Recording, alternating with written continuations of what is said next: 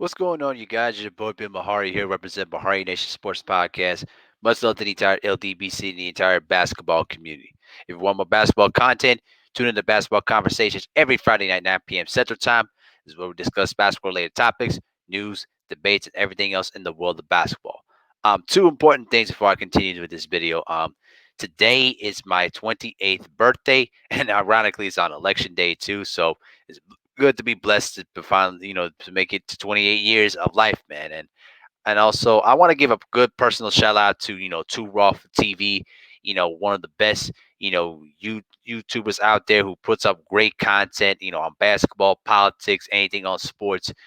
Very knowledgeable there too. So I highly recommend for everybody to go subscribe to his Patreon because his Patreon videos are raw and uncut and real as it gets.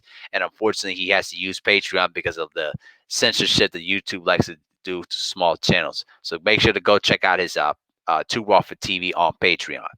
So um, this episode of Historical Perspective, I wanted to focus on one of my favorite players in Chicago Bulls history, and yes, we're talking about Scottie Pippen, arguably one of the greatest power forwards in the game, um, one of the greatest small forwards of all time. Um, this was a guy that you know was did not even was basically put it like this. Pippen was a type of player that you know not many people had high regard for him when he played out of the University of Central Arkansas. Playing out of an NIA an NIAI school. You know what I mean? Which is basically not as prestigious as the NCAA, but he basically made his bones in basketball and built a Hall of Fame career out of it.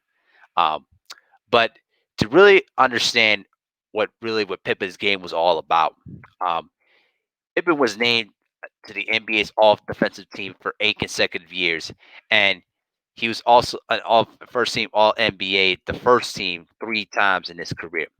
Um, in one stretch, he was first team All NBA through '94 and '96, and he was basically one among the league leaders in steals and led the NBA in steals in 1995. Um, Pippen, you know, really showed more of his overall game, during this, the 6 championship years. You know what I'm saying? And when you look at his career averages, he averaged 16 points per game. Uh, Steals wise, he averaged 2 steals a game. Blocks, he averaged basically about zero point 0.8 blocks per game, and shot at least 47% from the field and 70% from the foul line. And he was pretty much a well-rounded player. He had 21 career triple doubles. Like I said, he did lead the NBA in steals with about 232 steals, which duplicates at 2.9 steals per game. He was also a member of 2 Olympic gold medal teams. Um, Obviously, the famous 1992 Dream Team and also the '96 team in Atlanta, Georgia. Um, he was also named one of the 50 greatest players in league history and made it to the Naismith Memorial Basketball Hall of Fame in 2010. And he was one of 2 players in NBA's history to score 5 steals and 5 blocks in a playoff game, um, which also was set by Akeem Olajuwon too. And he's one of 3 non-guards in NBA history to have more than 200 steals in a season. And 3 other players that achieved that were Rick Barry in 1975, Akeem Olajuwon in 1988, and he's the only non-guard in NBA history to do that on more than one occasion. He did it in 1990, '94, and in '95. So pretty much in a sense, Pippen was pretty much a well-rounded player and was one of the best premier defensive players during his time. But people don't have him highly as regard as one of the greatest small forwards in the game, and it's basically an insult because when you look at his entire game, he was such a complete basketball player, and people will pretty much say that he pretty much was riding the coattails of Michael Jordan during that time. But listen, if Michael Jordan didn't have Scottie Pippen, he don't win those 6 championships. And Michael would pretty much tell you straight up, without Pippen, we don't win championships. And that's a fact. You know, the thing with Pippen was is that Pippen had to really grow into himself into the NBA. coming in from an unknown college, and pretty much learning the ropes in the NBA. It took him a while for him to to adjust himself in the NBA. When he basically was traded from the Sonics during draft night, he pretty much came off the bench early on in his career, and gradually, as his career progressed, he showed a lot more of his overall skills. But keep this in mind, you know, Doug Collins, who was the coach at the time, didn't really have the highest confidence in Scottie Pippen. I think I remember watching in a documentary about the 87-88 Bulls season that won 50 games that year. He pretty much said that he wanted to take it easy on Pippen because he just felt that mentally Pippen was not tough enough to deal with the hardships that was necessary to develop and grow into an NBA star. And I think that's a lot to have to do with the fact that, Pippen was not mentally there yet. And gradually he grew into himself. But it took a while for him to do so. Now, when you look back at those Detroit years, what I'm saying, considering the Jordan rules, pretty much the rules were set that Jordan didn't trust his teammates, and pretty much Jordan basically had to do it all by himself. And when when the Detroit Pistons defensive tactics focused on Pippen, boy, they beat the hell out of him. Okay, they pretty much abused Scottie Pippen. They they played physical ball with him. You know what I mean? And they made his life miserable for him on both ends of the floor. And people will largely remember Scottie Pippen in that Game 7 of the 1990 Eastern Conference Final. You know what I'm saying? That series that went to 7 games, and that was they were one game away from reaching the NBA Finals. Unfortunately, on the morning of Game 7, Pippen was sustained a migraine headache. And, because of that migraine headache, he just pretty much played like played atrocious. Okay. Um, in that Game 7, um, he only shot 1 of 10 from the field. You know what I'm saying? And in that stat line of that game, the only person that really was in double figures in that game, and that particularly in that Game 7 for Chicago, because remember, um, Michael Jordan in that Game 7 in particular, Michael Jordan scored 31 points, and the only guy that was in double figures in that game was Horace Grant, and he shot 3 of 17. Okay, Craig Hodges shot 3 of 13. All right. Um, Obviously, Pippen shot 1 of 10, and B.J. Armstrong shot 1 of 8. And so, if they only had maybe about 15 points from Scottie Pippen, it would have been enough to get them past the Pistons.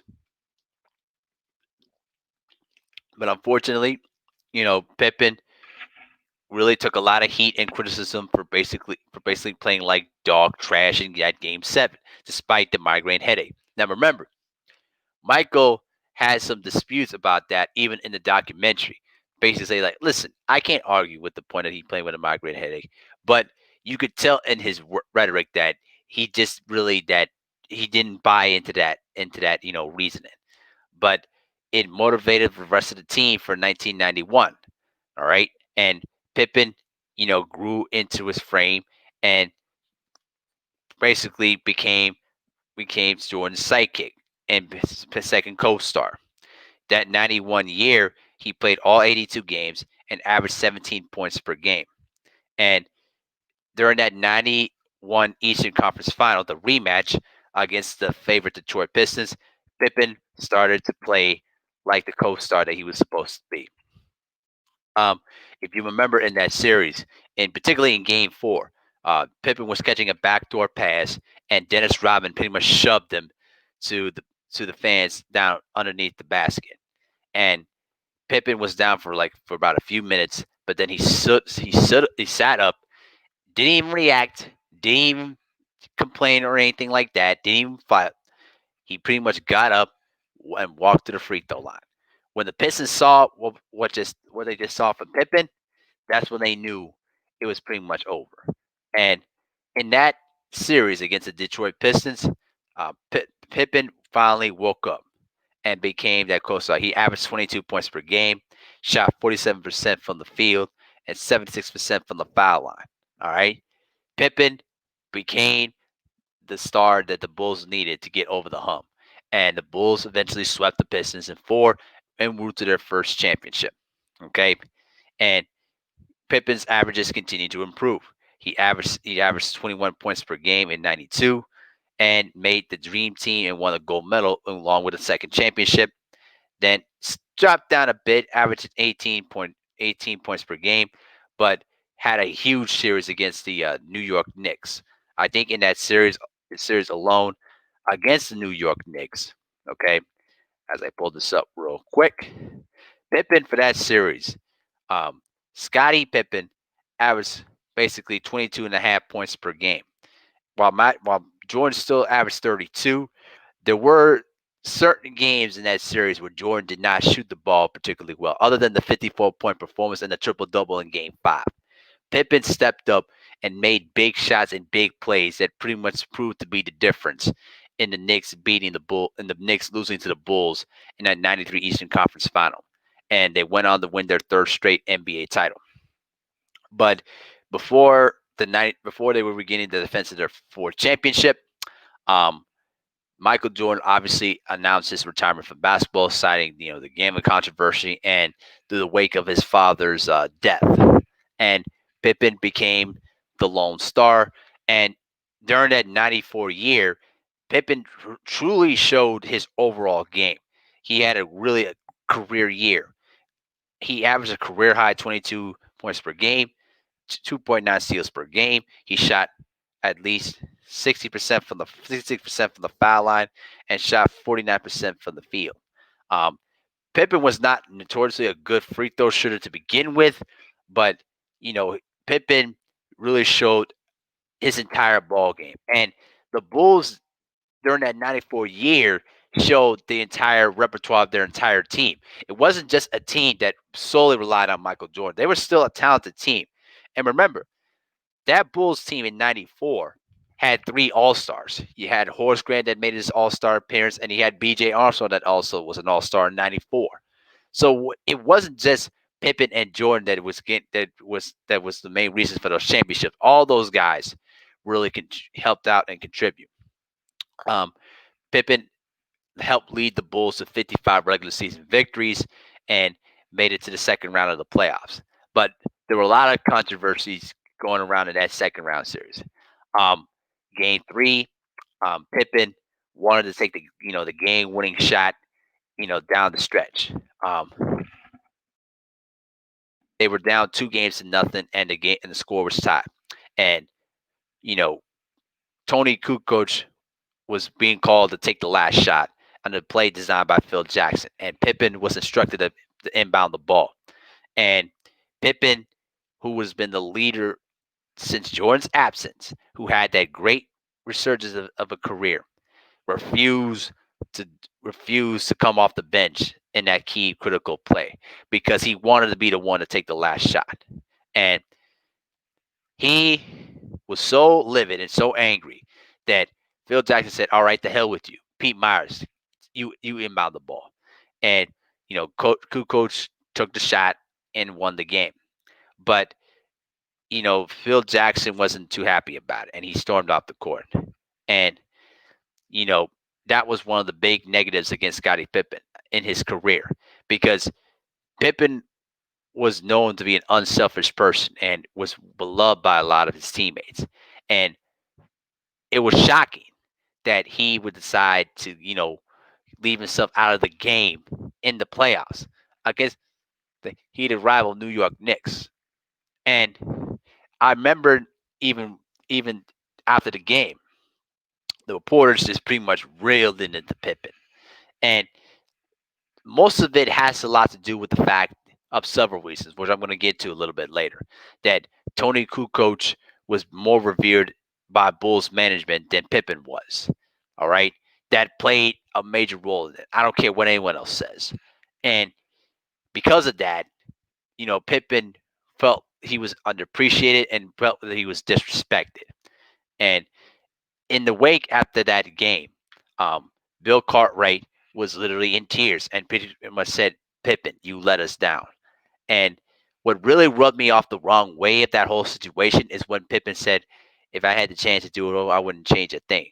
And that really rubbed me off the wrong way. Like, he didn't have to do that, and it's going to be one of the biggest, knocks in his career. But the Bulls came back to tie the series at 2, and the game 5 of that series, I was very shocked that they didn't cover this part. Um, that game 5, the series was tied at 2 games apiece. Okay, and it came down to the final possession, and I should say the Knicks' final possession. And Hubert Davis was standing on top of the 3-point line, and the shot was already released. And Scottie Pippen tried his best to, to block the shot, and lightly knocked him down after the shot was already in the air.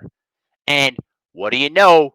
Hugh Hollins called the foul on Scottie Pippen with very little time on the clock. One of the worst calls I've ever seen in NBA playoff history. I don't care what anyone else says. The Bulls were going to win that game, and Hugh Hollins effed it up. Obviously, Hubert Davis would make both free throws, and the Knicks went on to win the game to take a 3-2 lead, and the series went down to 7 games before ultimately the Knicks beat them in 7. But I just wanted to point that out there that that call was absolutely atrocious. I don't care what anyone else says. If the Bulls hadn't received that horrible call, the Bulls would have beaten the Knicks in 6. I don't care what anyone else says. And to take it a step further, it took 7 games for the Knicks to beat the Bulls that year. And if Michael had not retired, all right, if he would have stayed committed to basketball, all right, we would have beaten the Knicks in 6, beat the Pacers in 5, and we would have beaten the Rockets. I'm very much confident in that assessment. Okay, but we got to stick to reality here. Um, Pippen had a really great year, and he finished. I think he finished third in MVP voting, and only received 7 first place votes, which was really disrespectful by any standards. Okay, so Pippen, had a really great year in '94, but unfortunately, he was starting to get frustrated in '95.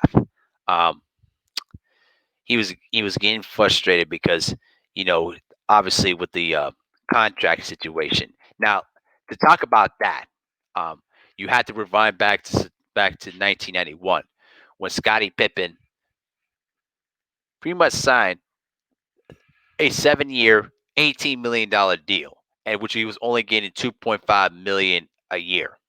And but at that time, Pippen didn't want to gamble on, not being able to provide for his family because remember, he was living with 2 people in the house that were basically handicapped, and he wanted to make sure that the people in his family were taken care of before anything else. Which to me, I understand as a human side of things, but Pippen could have made a lot more money if he would have played his cards right. Instead of locking himself into a horrible deal, he could have basically accepted a 1 year type of deal and could have forced the Bulls to pay him more money. If not, he could have left us a free agent elsewhere and get even more money.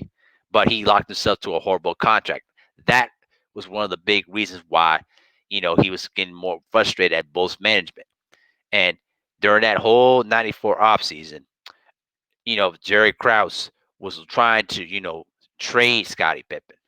Um, because he wanted to put his guy Tony Kukoc in the small forward position, and it was rumored that the Bulls were ready to propose a trade to the Sonics for power forward Sean Kemp. Um, and thankfully, that trade would have never happened. That trade never happened because if the trade of the Sonics would have happened, Michael would have never came back, and that's an absolute fact. Thankfully, that never happened. But Pippen wanted to get the heck out of Chicago. He was just getting frustrated. He felt disrespected. The team wasn't going anywhere. And I even heard a proposal too during that time that the Bulls wanted to trade Pippen to Phoenix for Dan Martin before the trade deadline. And thankfully, that trade never happened. Then a month later, Michael Jordan came back, and they went on to win 3 straight championships. Um, Pippen, continued to evolve his game. He wasn't a strong perimeter shooter, early on in his career, but he improved his, jump shot, to become a very, not a particularly great shooter, but still a pretty good shooter that you pretty much had to respect. But the one reputation on Scottie Pippen was is that, Pippen was made his career on the defensive side of the ball. Pretty much with his long, wingspan, he was able to reach in, and get a lot of steals. You know what I'm saying? And he was the kind of guy that helped revolutionize the point forward, position in basketball. A guy that can bring the ball up the court and, set up and basically become the point guard of the team. You know what I'm saying? And he was an unbelievable athlete. He uses athleticism to pretty much, you know, gain an advantage on both sides of the ball and was a, fantastic slasher. Um, but the big knocks against Pippen were, his contract situation. You know, he wanted to get paid. He deserved to get paid.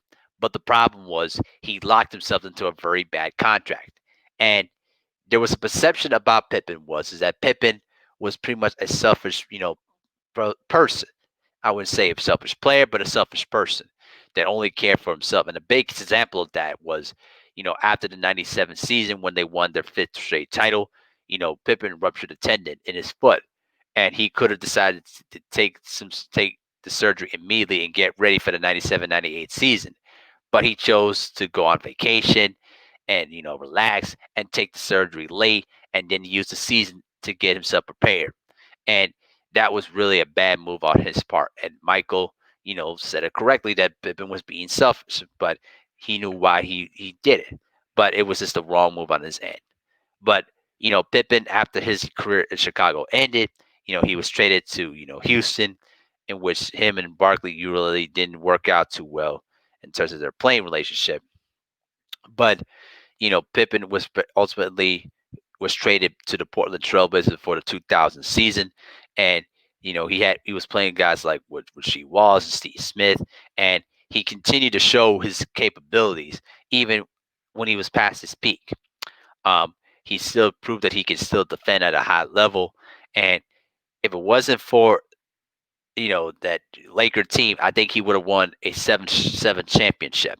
I really do think that he could have. But that Portland team won 59 regular season games and pushed the Shaq and Kobe Lakers to to Game 7, and they were up by 15 heading into the fourth quarter until they went on the cold streak where they missed 14 straight shots and basically allowed the Lakers to come back and win the game by 5 points. After that, the Blazers went downhill afterwards. They weren't the same team again after that blown game. You know, but ultimately, Pippen spent 4 seasons in Portland. Then he spent a brief time in Chicago before basically calling it quits. Um, with Pippen, I would consider Pippen in my top 10 of the greatest players of the '90s. I would consider him number 5, in terms of great players of the '90s. Now, in terms of all-time greatest players, he definitely belongs in the conversation of top 10 to top 20 because what he was able to do on both ends of the floor is pretty much remarkable. And he could pretty much control the game with his defensive ability, and he knew how to control the game with his, playmaking ability and his, great court awareness. That's why I consider Scottie Pippen one of the greatest, all around players in NBA history and a guy that gets severely disrespected by today's fans because they really do not know their facts about basketball. You know, Pippen needs to be highly regarded as one of the greatest, small forwards to ever play the game. And, what he was able to do during his career was just nothing more than phenomenal. And without Scottie Pippen, Michael and the Bulls do not win those 6 championships. And that's an absolute fact. Okay. Without Pippen's influence and without his abilities, all right, there's a good chance Michael does not win any championships. You know what I'm saying? That's why he always says that Scottie Pippen was the greatest teammate they ever played with. And that's just pretty much what it is. So I had Pippen ranked number 5 in terms of top 10 greatest players in the 90s, and I have him 15 in terms of top 20 greatest players of all time, in my opinion. So that's just pretty much what I have about it. Tell me what you guys think in the comment section.